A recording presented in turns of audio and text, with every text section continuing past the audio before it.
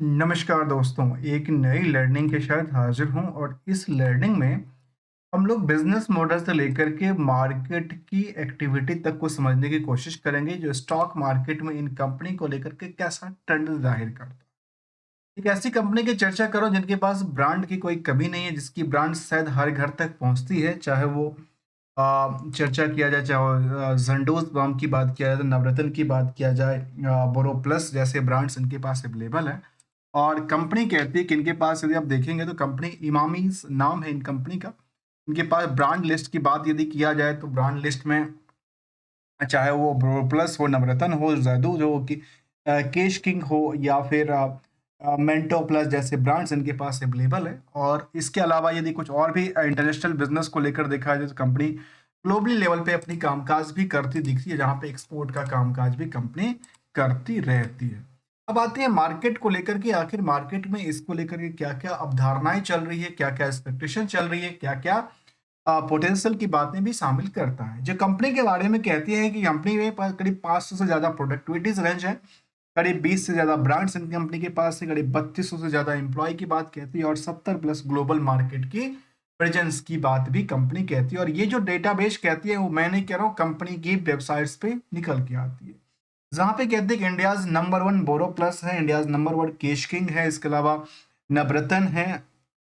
जो ब्रांड है झंडूज, झंडू ब्रांड कहती है, झंडू शायद इनके पास ब्रांड है। इसके अलावा कहती है जो डर्मी कूल जैसे ब्रांड्स, इसके अलावा और कुछ और अल्ट्रा लाइट की बात किया जाए, वाइल्ड टू होन की बात की जाए, सब इनके पास पर्सनल केयर से डील करने वाले जो ब्रांड्स हैं, प्रोडक्टिविटी जो उस पर कंपनी का अच्छा खासा कारोबार रहा है। जहां तक इनके इस कंपनी के चार्ट लेवल को आप देखेंगे तो मार्केट में पिछले कुछ दिनों से लगातार यहाँ पे गिरावट चलती जा रही थी। और मैं कोई भी इंडिकेटर की बात नहीं कर रहा हूँ, जो भी चाहो तो जो भी चाहो आप लगा सकते हो, लेकिन मैं केवल और केवल इसको कहता हूँ, मार्केट की ट्रेंड को जानने की कोशिश करता हूँ कि आखिर मार्केट की ट्रेंड किस रियाज के साथ रिएक्ट करती दिखी है या हिट करने की कोशिश की। इमामी लिमिटेड के बारे में देखा जाए तो यहाँ पे कंपनी के बारे में कहते हैं कि बुक वैल्यू से जो मार्केट की रेंज है वो 916% मूव कर चुकी है, इंटरेंसिक वैल्यू से करीब अच्छी खासी मूवमेंट क्रिएट कर चुकी है। हायर से लोअर की यदि आप बात करेंगे तो फिलहाल जो प्राइस दर्ज करती है वो एक अप ट्रेंड के लिए दर्ज करती दिखी है, जहाँ पे बॉटम के आसपास 417 के आसपास से बात यदि किया जाए तो 515 के आसपास। लेकिन एक बातों को बिल्कुल ध्यान रखने वाली बात है कि आखिर ये जो नंबर है वो ट्रेंड किस हिसाब से चल रही है। देखिए, यदि ट्रेंड की बात करेंगे पिछले एक साल की तो यहाँ पे क्या दर्ज करती दिखी है, आप पिछले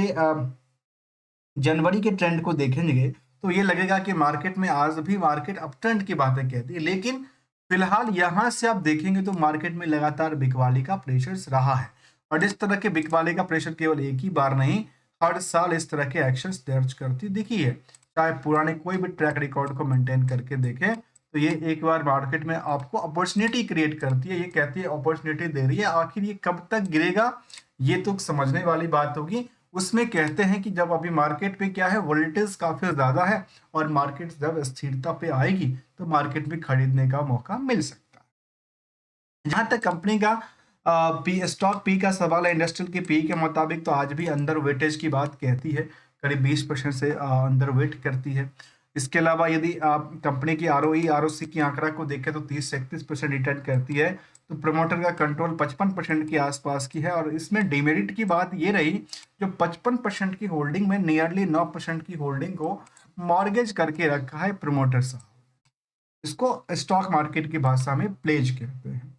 यदि आप नेट इनकम मार्जिन को देखेंगे लास्ट 12 महीने के डेटाबेस में तो 21% की इनका कमाई को सेविंग का मतलब बनता है। और आउटस्टैंडिंग और इन सब, यदि दिसंबर का रिजल्ट अपडेटेड है तो इन सब चीज़ों को कोई लेना देना नहीं है, क्योंकि ये हकीकत बयान नहीं कर, जबकि डिविडेंड पे आउट कंपनी रही है, इनको लेकर भी समझा जा सकता है। तो आइए जरा जानने की कोशिश करते हैं, कंपैरिजन करते हुए, केवल और केवल इसी कंपनी को नहीं, इस कंपनी के अलावा कुछ कंपनी का जिक्र किया जहाँ पे गोदरेज होगा, डाबर होगा, पीएनडसी होगा, इसके अलावा जिलेट इंडिया जैसे कंपनी भी शामिल है। तो वहीं पे फंडामेंटल ट्रेंड की जानकारी के लिए हमने कुछ बातों को लिया, जहाँ पे क्यू और क्यू का सेल्स की बातें, बुक्स तो करंट वैल्यू की प्राइसेस, और नेट इनकम्स मार्जिन को लेकर के, या फिर आउटस्टैंडिंग वर्सेस, तो कुछ बातें को हम आपस में कनेक्ट करके कोशिश करेंगे, समझने को लेकर के क्या लगता है कि इन कंपनी की रफ्तार तेज हो पाएगी या रफ्तार धीमी पड़ती जा रही है, कुछ नया एक्टिवेशन करके आएगी या कुछ और कहता है। इसको लेकर देखिए, यदि आप इस लिहाज से देखते हैं तो स्टैंडअलोन डेटाबेस के मुताबिक ऑपरेटिंग प्रॉफिट मार्जिन में 38%, तो नेट प्रॉफिट मार्जिन में कंपनी इस क्वार्टर में आकर के करीब 31% तक की कमाई को कर रही है। जबकि पूरे के पूरे आप ट्रेंडिंग को जानने की कोशिश करेंगे तो ये भी देखा जा सकता है, इस हमने बीएससी की हेल्प से इसका ट्रेंडिंग भी जानने की कोशिश करूंगा इस बार, क्योंकि कई बार गूगल फाइनेंस में अपडेट नहीं होने की वजह से मार्केट में कुछ इनकरेक्ट इन्फॉर्मेशन ना हो जाए, इसलिए अपडेटेड इन्फॉर्मेशन की तरफ हम मूव करें। तो यहाँ पे दर्ज करती दिखी है जो कंपनी पिछले यदि आप पिछले दो वाई वाई के मुताबिक देखते हैं, क्यू और क्यू के मुताबिक देखते हैं,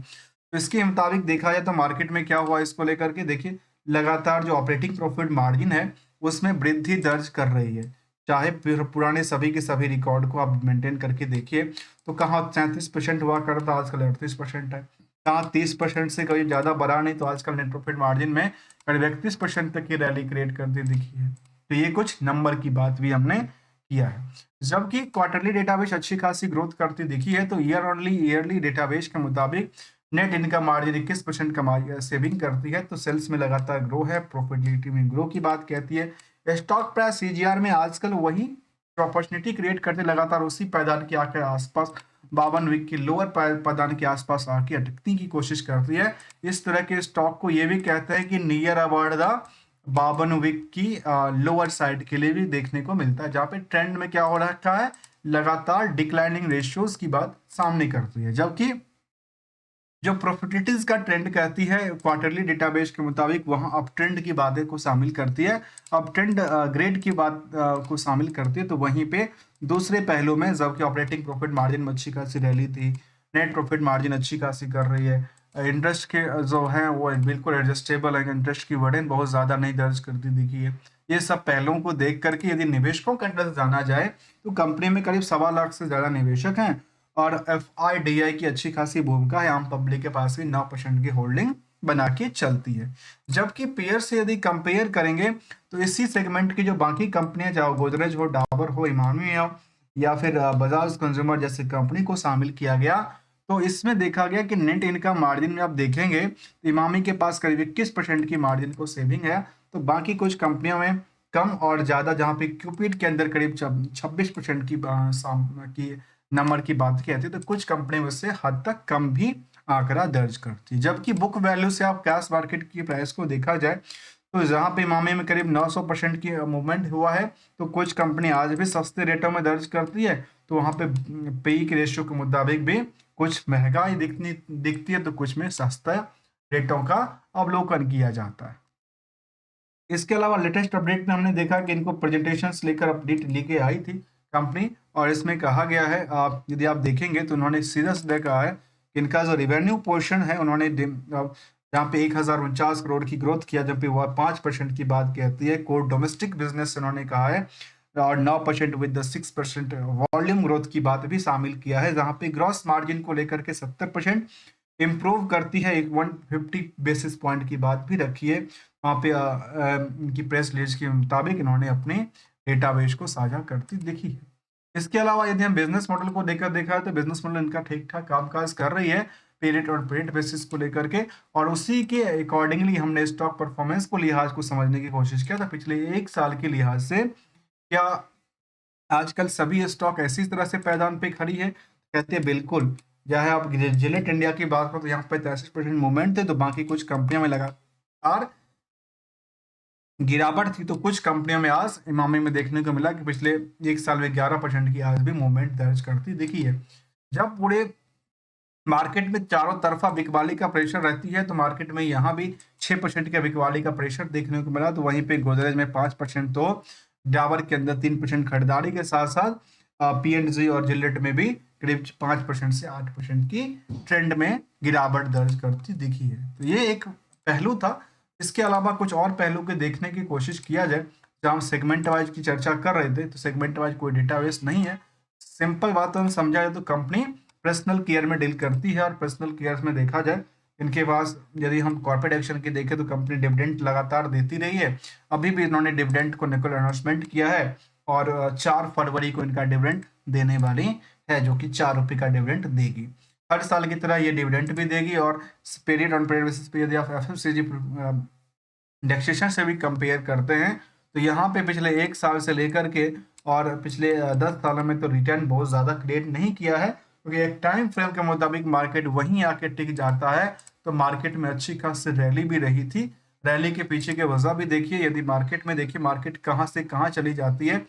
एक पोजीशन को देखिए यहाँ से लेकर के और यहाँ के पोजीशन को देखिए, तो अक्सर करते क्या है मार्केट में लोग, मार्केट में जब प्रॉफिट आपके पॉकेट के आसपास होती है तो उसको बुक करना चाहिए, और लॉस यदि बहुत ज़्यादा दुख दर्दी बन जाए तो उसको बुक करके अपनी कैपिटल को बचाने की कोशिश भी करती रहनी चाहिए। यही एक सिंपल से गोल्डन रूल कहता है। इसीलिए कोई टारगेट और कोई बॉटम को लेकर के उतनी ज़्यादा चिंतित की बात नहीं कहती है। केवल मार्केट में सस्टेन करना तो कुछ रूल को फॉलो करना पड़ेगा, तभी तो मार्केट में एक तरफ लोग खरीदारी करते हैं, दूसरी तरफ लोग बिकवाली के प्रेशर से भी झेलती नजर आती है। तब तक के लिए मिलेंगे कुछ नई लर्निंग के साथ विदाउट किसी ट्रेडिंग एडवाइजरी और